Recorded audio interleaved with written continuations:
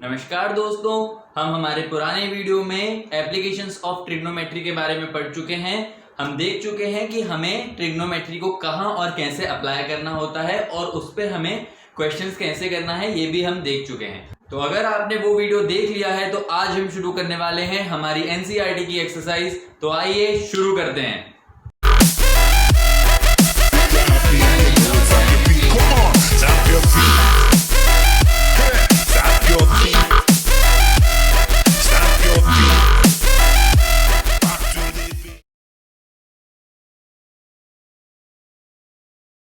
तो स्टार्ट करते हैं क्वेश्चन नंबर 1 फ्रॉम एनसीईआरटी।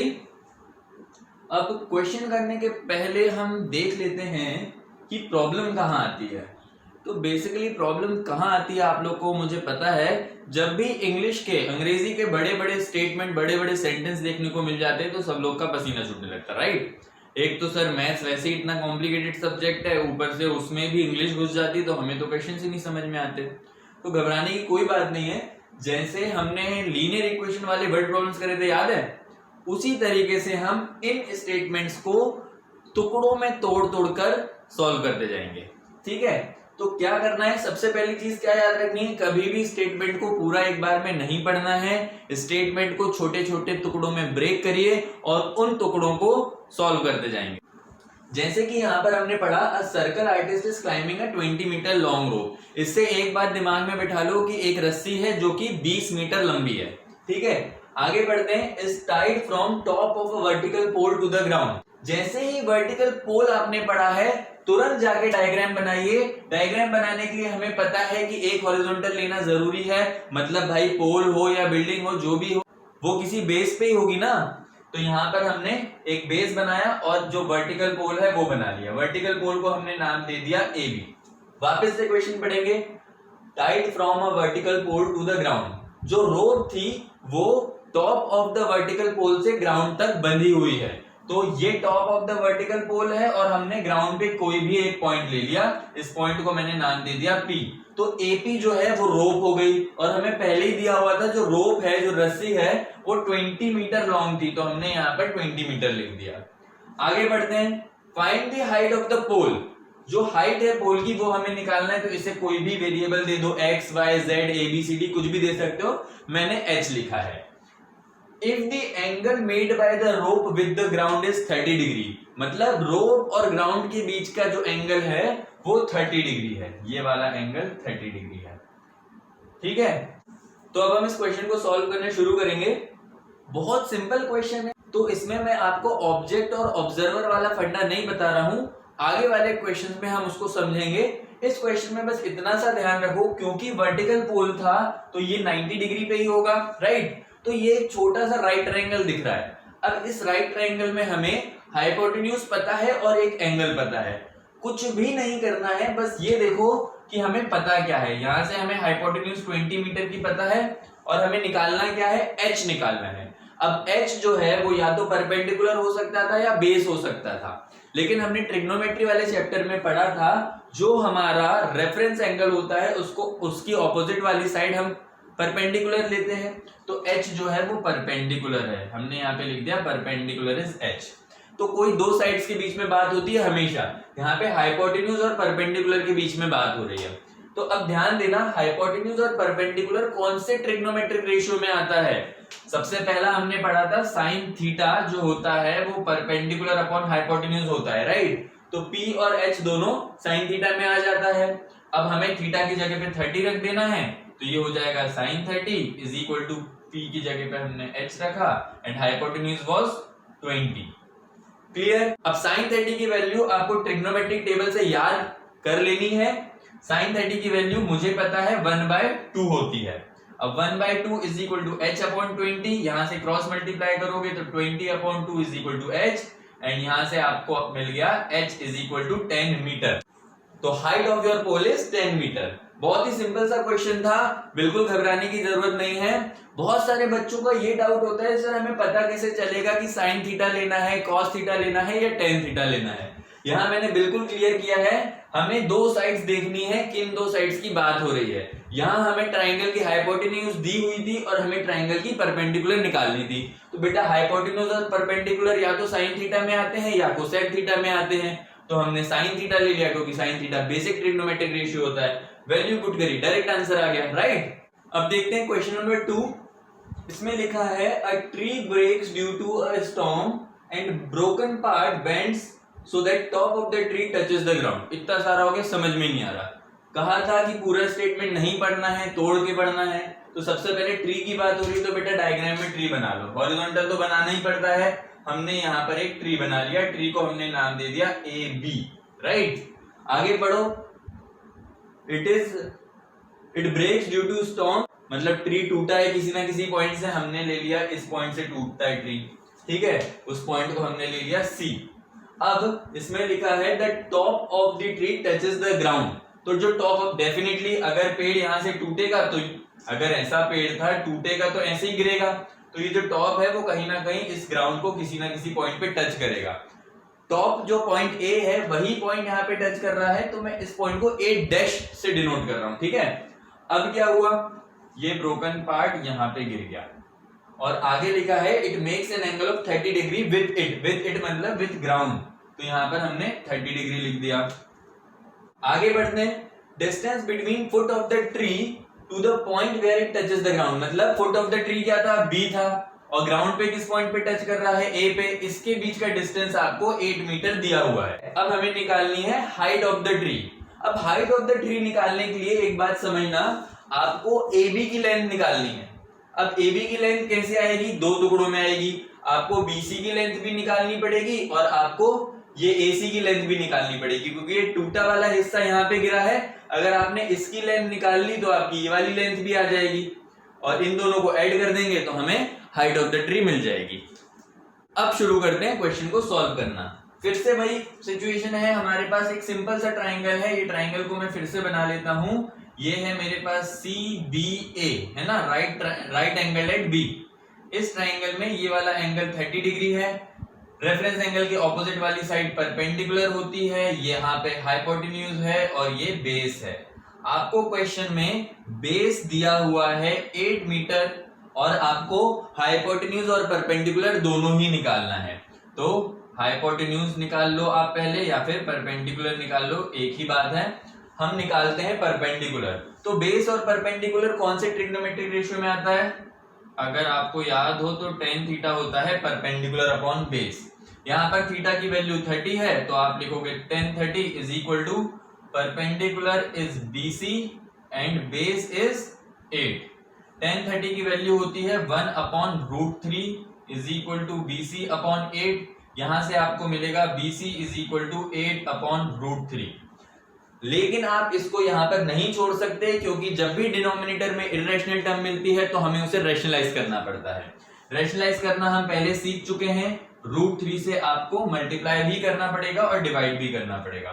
तो यहां से आपको मिला BC is equal to 8 into √3 is 8√3 and √3 into √3 is 3। तो ये आपको BC की वैल्यू मिल गई, right.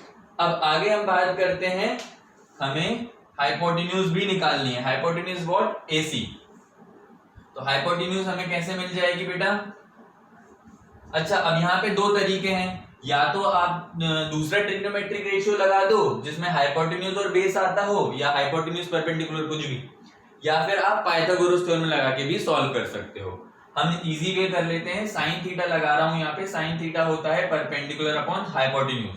Sign theta is, theta की जगह पे 30 रखा, इज इक्वल टू परपेंडिकुलर हमने अभी निकाला है 8√3 अपॉन 3, और इसको आप डिवाइड करेंगे हाइपोटेन्यूज से, डिवाइड बाय हाइपोटेन्यूज। तो यहाँ पर आप हाइपोटेन्यूज लिख दीजिए, राइट। इसको सॉल्व करेंगे, साइन 30 की वैल्यू होती है 1/2 is equal to 8√3 upon 3 into hypotenuse. Hypotenuse को ऊपर ले गए तो हाइपोटेन्यूज की वैल्यू आ जाएगी 8√3 अपॉन 3 इंटू इस 2 को ऊपर ले गए तो 2 हो जाएगा। तो hypotenuse will be 16√3 upon 3, right. अब आपकी जो ट्री की हाइट थी वो थी BC प्लस AC, हाइपोटेन्यूज थी आपकी AC। तो आपको BC प्लस AC निकालना है। That will be equal to 8√3 upon 3 plus 16√3/3, इसको आपने ऐड करा तो दिस विल गिव यू 24√3/3। 3 से 24 कट हो जाएगा, आपको आंसर मिल जाएगा 8√3। मतलब आपकी जो ट्री की हाइट है वो है 8√3 मीटर की। अब देखेंगे next question, question number 3 NCERT का। उसमें लिखा है कि एक कॉन्ट्रैक्टर है, उसको एक स्लाइड बनाने का कॉन्ट्रैक्ट दिया हुआ है। स्लाइड का मतलब होता है बेटा जो अपन बचपन में फिसलते थे ना, जिसपे फिसल पट्टी बोलते हैं जिसको, उसको स्लाइड बोलते हैं इंग्लिश में, ठीक है। तो दो टाइप की स्लाइड बनानी है, एक बनानी है for the children below 5 years, दूसरी बनानी है 5 इयर्स के अबव के बच्चों के लिए। तो बिलो 5 इयर्स वाले बच्चों के लिए जो स्लाइड बनानी है उसकी हाइट 1.5 मीटर दी हुई है आपको, और डेफिनेटली स्लाइड जो है वो ग्राउंड पे ही बनेगी। तो 1.5 मीटर हाइट से स्लाइड बनानी है, राइट। तो हमने इस हाइट को ए बी ले लिया। अब पूछा गया है कि अगर इस हाइट पे स्लाइड बनती है with an angle of 30 degree तो find the length of the slide, मतलब हमें एसी की लेंथ निकालनी है। और जो दूसरी स्लाइड है for the children of above 5 years age, उसकी हाइट 3 मीटर बताई है। तो हाइट हो जाएगी 3 मीटर, डेफिनेटली ग्राउंड पे ही होगी, and the angle for this slide is 60 degree. In this case also we have to find the length of the slide, मतलब हमें पी आर की लेंथ निकालनी है।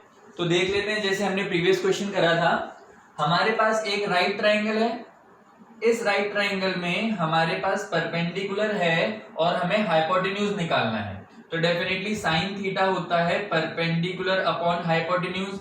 यहाँ पे थीटा की जगह पर आप 30 रखोगे तो sine 30 will be equal to perpendicular is 1.5 and hypotenuse is what, AC। Sine 30 की वैल्यू याद कर लेना, 1/2 होती है, this is 1.5 upon AC and this will give you AC is equal to 2 into 1.5। तो आपको यहां से लेंथ मिल जाएगी AC की 3 मीटर। क्लियर।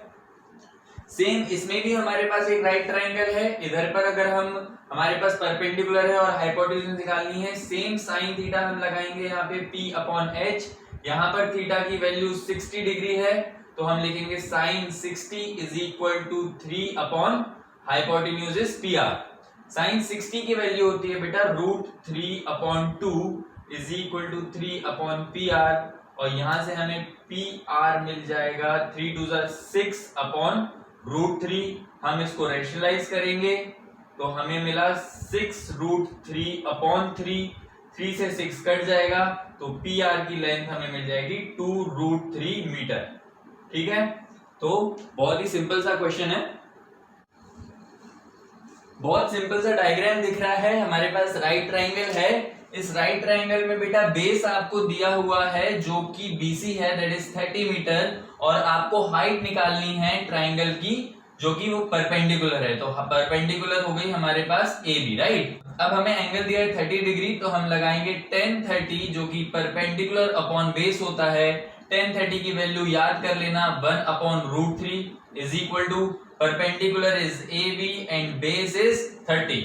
इसको हम क्रॉस मल्टीप्लाई करेंगे, we will get 30 upon √3 is equal to AB। जैसे कि हम पहले भी बात कर चुके हैं, जब भी डिनोमिनेटर में इर्रेशनल टर्म दिखेगी हमें रैशनलाइज करना होता है। बहुत आसान है रैशनलाइज करना। 30 अपॉन √3 को रैशनलाइज करना है तो √3 से मल्टीप्लाई और √3 से डिवाइड कर देंगे। 30 into √3 will be 30√3 and √3 into √3 will give you 3। 3 से 30 को काटोगे आपका आंसर आ जाएगा 10√3 मीटर, राइट। अब एग्जाम में अगर आपको √3 और √2 की वैल्यू नहीं दी तो आप आंसर यहां तक लिखकर आ सकते हो, लेकिन अगर √3 और √2 की वैल्यू आपको क्वेश्चन में दी जाती है तो वो वैल्यू आप यहाँ पे सब्स्टिट्यूट करके फिर क्वेश्चन सॉल्व कर सकते हैं। फिर भी √3 और √2 की वैल्यू आप याद कर लेना। √3 की वैल्यू होती है 1.732 और √2 की वैल्यू होती है 1.414। ये दो वैल्यूज याद करके रखो। इन केस एग्जाम में कई बार क्वेश्चन आता है find the height of the tower to 2 decimal places, तो आपको वैल्यू डेसिमल में निकालनी पड़ सकती है। नेक्स्ट क्वेश्चन देख लेते हैं। नेक्स्ट क्वेश्चन में लिखा है a kite is flying at a height of 60 metre, the string attached is temporarily tied to the point on the ground. मतलब काइट में जो धागा मतलब जो मांझा लगा है उसको फिलहाल के लिए उन्होंने एक पॉइंट पे बांध दिया है ग्राउंड के, मतलब B जो है वो ग्राउंड पे ही पॉइंट ले लेते हैं हम, ठीक है। अब लिखा है the inclination of the string with the ground is 60 degree. Inclination मतलब एंगल होता है जो कि हमेशा लाइन ऑफ साइट और हॉरिजॉन्टल के बीच में बनता है। तो ये एंगल जो है ये 60 डिग्री दिया है एंड शुरुआत में दिया है the kite is flying at the height of 60 metre from the ground, मतलब ग्राउंड से इस काइट की हाइट लें तो 60 मीटर होगी। इतना क्लियर हुआ। और अब हमें निकालना है find the length of the string assuming that there is no slack. Slack का मतलब होता है जो धागा है वो मुड़ा हुआ नहीं है, मतलब स्ट्रेट है। तो ए बी जो स्ट्रिंग है हमें उसकी लेंथ निकालनी है। हमने यहाँ पर एक पॉइंट ले लिया सी, फिर से हमें एक राइट ट्राइंगल मिला है जिसमें हमारे पास परपेंडिकुलर दिया हुआ है और हमें हाइपोटेन्यूज निकालनी है। आप लगाइएगा sine theta is equal to perpendicular upon hypotenuse. ये क्वेश्चन हम बहुत बार सॉल्व कर चुके हैं, तो आई होप आपको वैल्यू पुट करके कैलकुलेशन करने में अब कोई दिक्कत नहीं आएगी। बहुत ही सिंपल से क्वेश्चंस हैं। अगर एक बार आप क्वेश्चंस को क्रैक करना सीख गए तो सॉल्व करने में बिल्कुल मेहनत नहीं लगनी। जो प्री रिक्विजिट मैंने आपको स्टार्टिंग में पढ़ाए थे, अगर उतनी चीजें याद हैं तो आपको क्वेश्चंस बहुत आसान लगने लगेंगे। लिखा है अ 1.5 मीटर टॉल बॉय। तो आगे बढ़े बिना हम सबसे पहले एक ग्राउंड लेवल बनाएंगे और एक 1.5 मीटर टॉल बॉय बना देंगे। इसकी हाइट 1.5 मीटर है और इसको हमने नाम दे दिया ए बी। क्लियर? आगे बढ़ते हैं। Is standing at some distance from a 30 metre tall building, मतलब यहां पर एक बिल्डिंग भी है, हमने इस बिल्डिंग को नाम दे दिया C D and the boy is standing at some distance. C D एक बिल्डिंग है, ए बी बॉय है। आगे बढ़ते हैं। Angle of elevation to the top of the building, मतलब ये जो बॉय है यहां से एंगल ऑफ एलिवेशन बन रहा है टॉप ऑफ द बिल्डिंग का। मैंने बताया था एंगल ऑफ एलिवेशन हमेशा हॉरिजॉन्टल और लाइन ऑफ साइट के बीच में बनता है। तो हमने पॉइंट ए से एक हॉरिजॉन्टल बनाई, इसको हमने नाम दिया ई, और लाइन ऑफ साइट जो कि ऑब्जेक्ट और ऑब्जर्वर को ज्वाइन करती है वो लाइन ड्रॉ करी, और जो एंगल ऑफ एलिवेशन बनेगा वो यहां पर बनेगा पॉइंट ए पे। इसमें लिखा है the angle of elevation increases from 30 to 60, मतलब शुरू में तो 30 डिग्री था, आगे जाकर 60 डिग्री हो गया। आगे कैसे बढ़ गया वो? As he walks towards the building, मतलब जो बॉय है, जो ए बी है, वो थोड़ी देर बाद आगे की तरफ चला और इस पॉइंट पर आ गया। तो अब जो ए बी है वो यहां आ जाएगा। अब इस पॉइंट से जब एंगल ऑफ एलिवेशन देखेंगे तो ये एंगल ऑफ एलिवेशन 60 डिग्री हो जाएगा। मतलब शुरुआत में एंगल ऑफ एलिवेशन 30 डिग्री था, जब वो बॉय थोड़ा सा आगे चल के गया तो definitely angle of elevation change होगा और बाद में एंगल ऑफ एलिवेशन 60 डिग्री हो गया। ठीक है, find the distance that he walk. आपको ये वाला डिस्टेंस निकालना है। हम इस पॉइंट को नाम चेंज करेंगे, हमने इसको पी क्यू दे दिया। ठीक है, हमें ये डिस्टेंस कैलकुलेट करना है जितना उसने वॉक किया है, मतलब we have to find B Q. देखते हैं कोई लेंथ दी थी क्या हमें? हाँ, हमें बिल्डिंग की लेंथ दी हुई थी 30 मीटर, है ना। तो बॉय की लेंथ थी 1.5 और बिल्डिंग की, मतलब ये पूरी लेंथ जो थी वो 30 मीटर थी। और अगर उस 30 में से हम ये लेंथ हटा देंगे 1.5 तो मुझे सीई की भी लेंथ मिल जाएगी, मतलब 30 माइनस 1.5 इज व्हाट? 28.5 मीटर। अब हमें दो ट्राइंगल्स दिख रहे हैं। यहां पर एक ट्राइंगल है ट्राइंगल AEC और दूसरा ट्राइंगल है ट्राइंगल PEC। दोनों ही राइट एंगल ट्राइंगल है। दोनों ट्राइंगल में CE की लेंथ है 28.5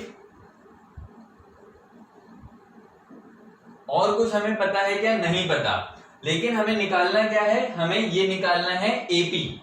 ठीक है, तो हम क्या करेंगे? सबसे पहले दोनों ट्राइंगल का बेस निकालेंगे, मतलब हमें लगाना पड़ेगा tan थीटा। इस वाले ट्राइंगल में थीटा की वैल्यू 30 है, इस वाले ट्राइंगल में थीटा की वैल्यू 60 डिग्री है।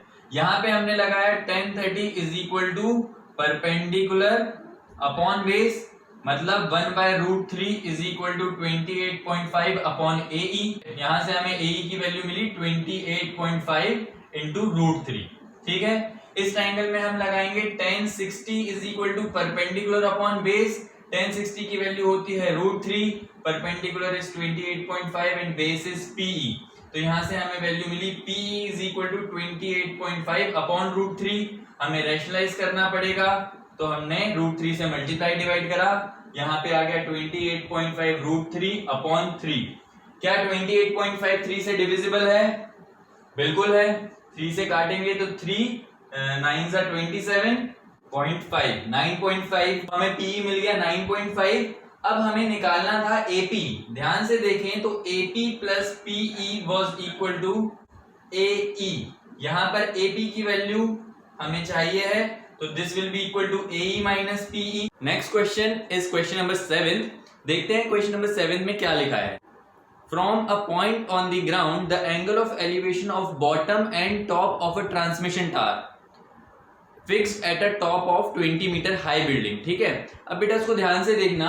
सबसे पहले ये बोला जा रहा है from a point on the ground, तो हम यहाँ पर एक ग्राउंड बनाएंगे और उस ग्राउंड पे हम एक पॉइंट ले लेंगे। इस पॉइंट को हमने यहाँ पर P ले लिया है।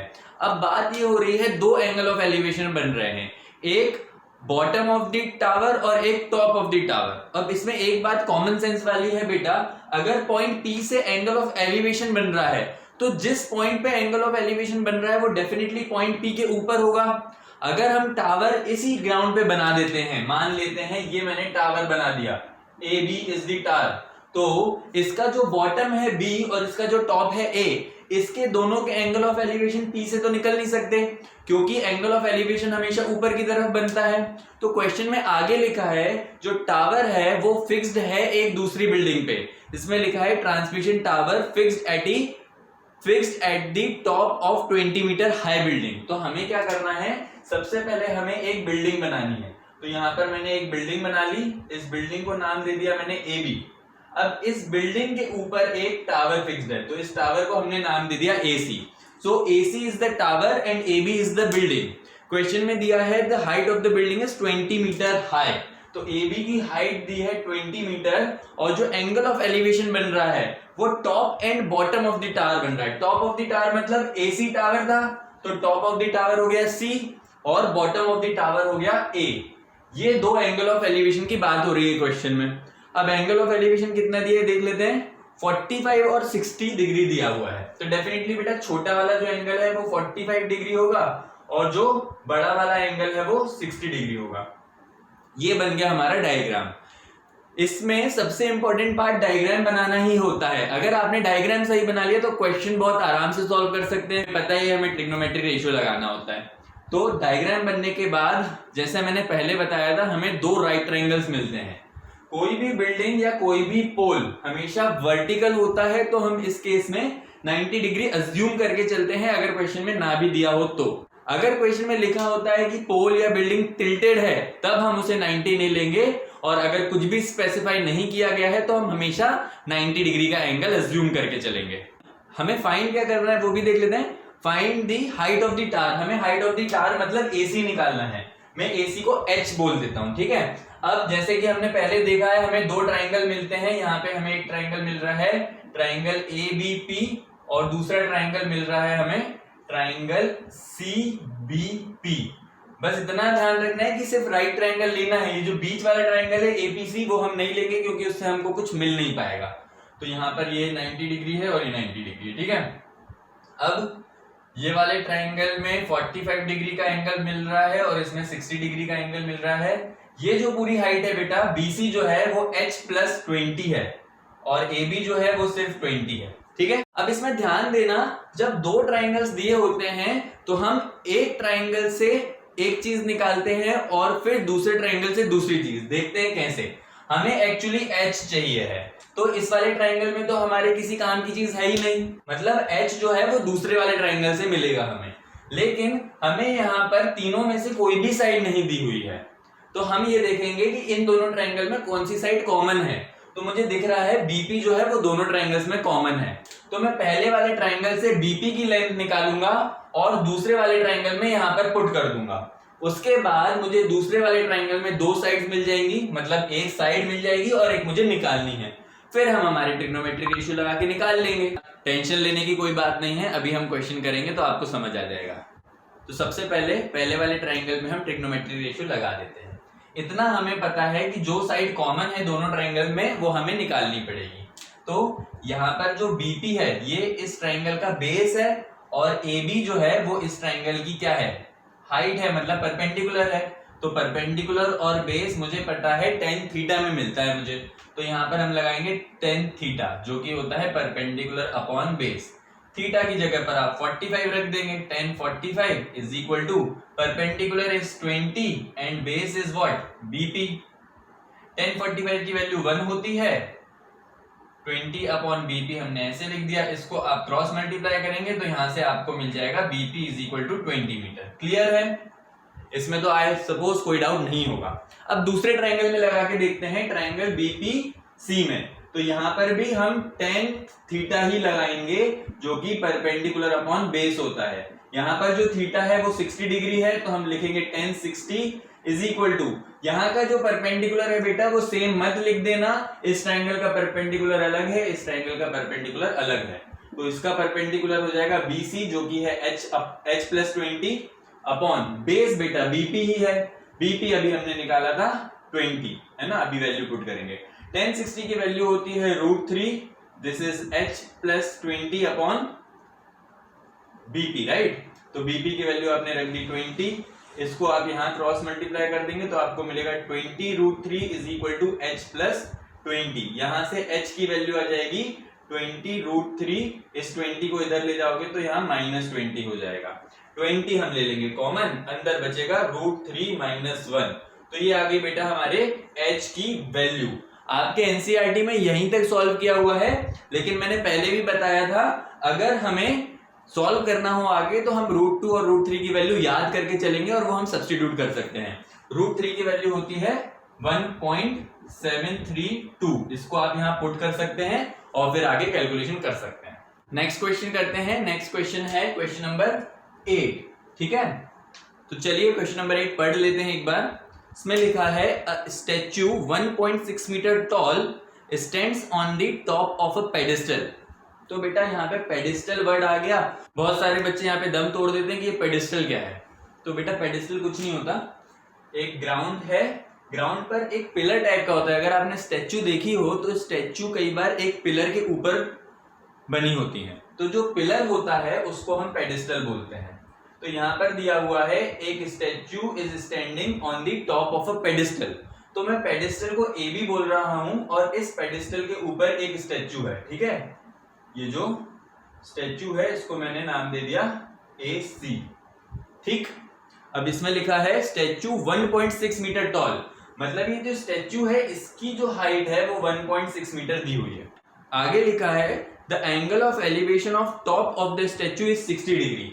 यहां से किसी भी एक पॉइंट से angle of elevation of top of the statue, statue अगर AC है तो स्टैच्यू का टॉप C होगा, ये जो एंगल मिल रहा है वो 60 डिग्री मिल रहा है। And from the same point the angle of elevation of top of the pedestal is 45 degree। तो top of the pedestal क्या है, AB हमारा pedestal था तो उसका top था point A, और इसी point से point A का जो angle of elevation है वो 45 डिग्री दिया हुआ है, ठीक है। What we have to find? We have to find the height of the pedestal। यहाँ पर हमने AB की height h कंसिडर कर ली। सेम प्रीवियस क्वेश्चन जैसा है ये, जैसे पहला वाला क्वेश्चन सॉल्व करा था वही अप्रोच हम इस क्वेश्चन में भी लगाएंगे। ये क्वेश्चन आई होप आप लोग कर सकते हैं, सेम प्रीवियस क्वेश्चन जैसा है, कोई भी नया इसमें कॉन्सेप्ट नहीं लग रहा है। तो ये क्वेश्चन मैं आप लोग के लिए छोड़ रहा हूं। हम मूव करते हैं हमारे नेक्स्ट क्वेश्चन की तरफ, दैट इज क्वेश्चन नंबर 9। इसमें लिखा है the angle of elevation of top of a building from foot of the tower is 30 degree, ठीक है। And the angle of elevation of top of the tower from foot of the building. बहुत confusing से statement लगेगा अगर आप लोग एक साथ पढ़ोगे तो। इसका कॉन्सेप्ट बता देता हूं मैं क्या करना है इस टाइप के क्वेश्चन में। इसमें दो चीजें हैं, एक बिल्डिंग है और एक टावर है। तो हम यहां पर दो वर्टिकल चीजें बना लेंगे, एक हम बिल्डिंग बना लेंगे और एक हम टावर बना लेंगे। फिलहाल हम मान लेते हैं कि हमें नहीं पता इन दोनों में से बिल्डिंग कौन सी है और टावर कौन सा है, ठीक है। मैंने दो चीजों को नाम दे दिया AB और CD। अब थोड़ी देर के लिए हम AB को बिल्डिंग कंसिडर करेंगे और CD को टावर कंसिडर करेंगे, ठीक है। फिर क्वेश्चन पढ़ेंगे। इसमें लिखा है the angle of elevation of top of the building from foot of the tower. अगर ये टावर है तो इसका जो बॉटम है, फुट है मतलब फुट ऑफ द टावर है D और बिल्डिंग का टॉप ऑफ द बिल्डिंग है A, मतलब फुट ऑफ द टावर से टॉप ऑफ द बिल्डिंग का जो एंगल ऑफ एलिवेशन है, मतलब ये वाला एंगल, इसकी बात हो रही है। कितना दिया हुआ है क्वेश्चन में? इट इज 30 डिग्री, तो हमने यहाँ पे लिख दिया 30 डिग्री, कोई दिक्कत नहीं है। आगे जाते हैं, angle of elevation of top of the tower. Top of the tower क्या है? ये वाला पॉइंट है। From foot of the building, foot of the building मतलब ये वाला पॉइंट। इन दोनों के बीच का एंगल ऑफ एलिवेशन जो है वो कितना दिया हुआ है बेटा? वो दिया है आपको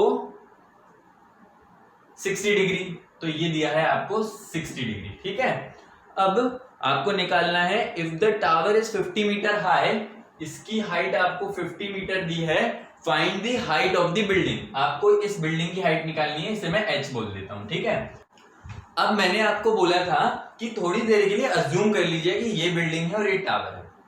अज्यूम करने के लिए इसलिए बोला था क्योंकि हमें नहीं पता था कि बिल्डिंग ऊंची है कि टावर ऊंचा है। कई बार हमें ऐसे क्वेश्चंस मिलते हैं, हमें ये नहीं पता होता कि दोनों चीजों में से कौन सी चीज बड़ी है और कौन सी चीज छोटी है। वो चीज हमें कैसे पता चलेगी वो मैं बता देता हूं। एक बात देखना, अगर मेरे पास एक पॉइंट है और यहाँ पर एक बिल्डिंग है, ठीक है, इससे मैं अगर इसका एंगल ऑफ एलिवेशन निकालूंगा तो कुछ एंगल आएगा, मान लेते हैं 30 डिग्री आया। फिर मैंने इसी पॉइंट पे अगर एक बड़ी बिल्डिंग होती तो उस बिल्डिंग का एंगल ऑफ एलिवेशन देखते तो वो इस 30 से ज्यादा होता या कम होता? डेफिनेटली ज्यादा होता। मतलब पॉइंट ये है कि जितनी ज्यादा हाइट बढ़ेगी, मतलब बिल्डिंग से डिस्टेंस को अगर मैं कांस्टेंट रखूं तो जितना ऊपर मैं देखूंगा उतना ज्यादा एंगल ऑफ एलिवेशन बनेगा। या फिर उसकी उल्टी बात करें तो जितना ज्यादा एंगल ऑफ एलिवेशन मिला है मुझे उतनी ज्यादा हाइट होगी। तो यहाँ पे जो एंगल बड़ा है उसके ऑपोजिट वाली बिल्डिंग की हाइट बड़ी होगी। अब बाकी क्वेश्चन की तरह इस क्वेश्चन में भी हमें दो ट्राइंगल मिल रहे हैं, ट्राइंगल ABD और ट्राइंगल CBD। इन दोनों ट्राइंगल्स में हम ट्रिग्नोमेट्रिक रेशियोज लगाएंगे। तो ये दोनों ट्राइंगल्स हैं, दोनों ही राइट ट्राइंगल्स हैं। जैसे कि हम पहले बात कर चुके हैं, हमें 90 डिग्री अज्यूम कर लेना होता है। इन दोनों में हम देख लेते हैं हमें क्या पता है। ये जो AB है ये बिल्डिंग है, इसकी हाइट हमने h ली हुई है जो हमें निकालना है। CD जो है वो टावर है, इसकी हाइट आपको 50 मीटर दी हुई है। ठीक है, तो आपको जो हाइट ऑफ द बिल्डिंग निकालनी है वो आपको पहले वाले ट्राइंगल से मिलेगी, लेकिन पहले वाले ट्राइंगल में हमें कोई भी दूसरी साइड नहीं पता। तो हम क्या करेंगे, हम दूसरे वाले ट्राइंगल में ये वाली लेंथ निकाल लेंगे। कौन सी? BD। ठीक है, और एंगल जो दिया है वो इसमें 30 डिग्री दिया हुआ है और इसमें 60 डिग्री दिया हुआ है। तो पहले हम ट्राइंगल 2 में tan थीटा लगाएंगे। थीटा यहाँ पे 60 है तो tan 60 लगाएंगे। It is perpendicular upon base, perpendicular is CD और बेस इज BD। ठीक है, tan 60 की वैल्यू होती है √3, this is √3 is equal to 50 upon BD। यहां से आपको मिल जाएगा BD is equal to 50 upon √3। हम देख चुके हैं जब भी डिनोमिनेटर में इरेशनल टर्म मिलती है तो हमें रैशनलाइज करना पड़ता है, इसीलिए मैंने √3 से मल्टीप्लाई डिवाइड करा। तो यहां से मुझे क्या मिल गया बेटा? BD is equal to 50 into √3 होता है 50√3 और नीचे होता है 3 इंटू 3 इज 3। तो BD की लेंथ मुझे मिल गई 50√3/3। ठीक है, फिलहाल इसको अपन यहाँ पे छोड़ देते हैं। अब इस ट्राइंगल में हम लगाएंगे tan थीटा, थीटा इज 30, तो tan थीटा इज इक्वल टू परपेंडिकुलर जो कि AB है अपॉन बेस जो कि BD है। tan 30 की वैल्यू होती है 1 upon √3 is equal to h upon BD की वैल्यू रखेंगे तो 50√3 अपॉन 3 है तो 3 ऊपर चला जाएगा यहाँ पर। ठीक है, इसको सॉल्व कर लेते हैं। यहां से मुझे मिला 3 इंटू h इज 3h, इसको हम इधर ले जाएंगे तो ये आएगा 50√3 अपॉन √3। √3 से √3 कैंसिल हो गया तो हमें मिला 3h इज इक्वल टू 50। यहां से हम कह सकते हैं h is equal to 50 upon 3। इसको हम सॉल्व कर सकते हैं डेसिमल में। This will be the height of the building. समझ में आया? तो बेटा सिंपल सी बात ये है कि हर क्वेश्चन में हमें डायग्राम पहले बनाना है। Diagram banana is the most important thing. और अगर आपका डायग्राम सही बन गया है तो आपको ये देखना है कि आपके पास कौन से दो राइट ट्रायंगल्स बन रहे हैं।